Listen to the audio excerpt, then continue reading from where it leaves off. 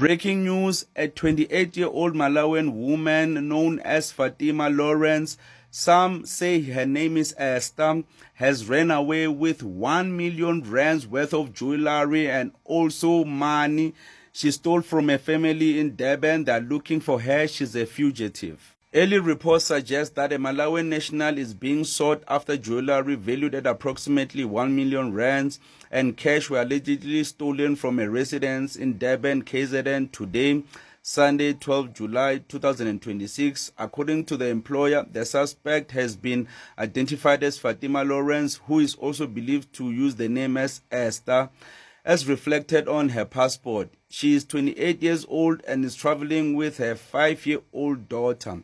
The stolen property consists mainly of old gold jewelry, including several Kruger coins. The collection, valued at approximately 1 million, has significant sentimental value as it has been passed down through generations. An additional 10,000 rands in cash was also reported. The employer advised that Lawrence has been working as a domestic worker for approximately 7 years.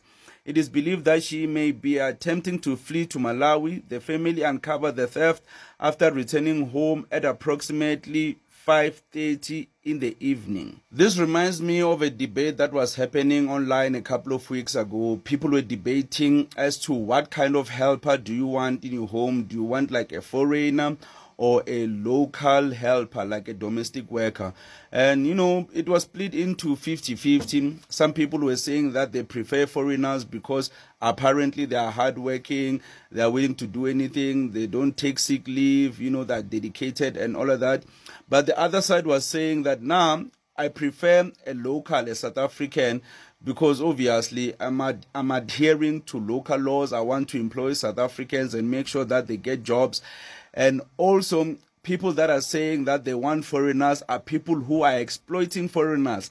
The same thing that these companies are doing by employing foreigners because they know that locals obviously would take sick leave. When your uncle is sick, you'll probably stay at home and saying that you have an emergency because you have annual leave. And annual leave, they're not allowed to ask you what's going on. You can just take annual leave and just chill at home and relax, or maybe you're having a funeral of an extended family member. So South Africans have so many rights that if you employ them, it's not really lucrative for you. You won't really have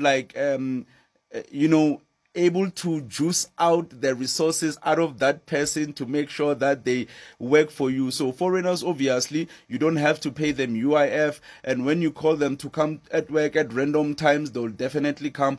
While a South African, a local, will probably tell you that, hey, it's not my day to work, I don't have to do overtime. Overtime is selective, I'm not forced to do that. And you cannot threaten a South African by firing them because they'll take you to CCMA or even labor court. And a South African, you have to pay them minimum wage, while foreigners, obviously, you can negotiate with them and tell them you can pay them 1,000 a month.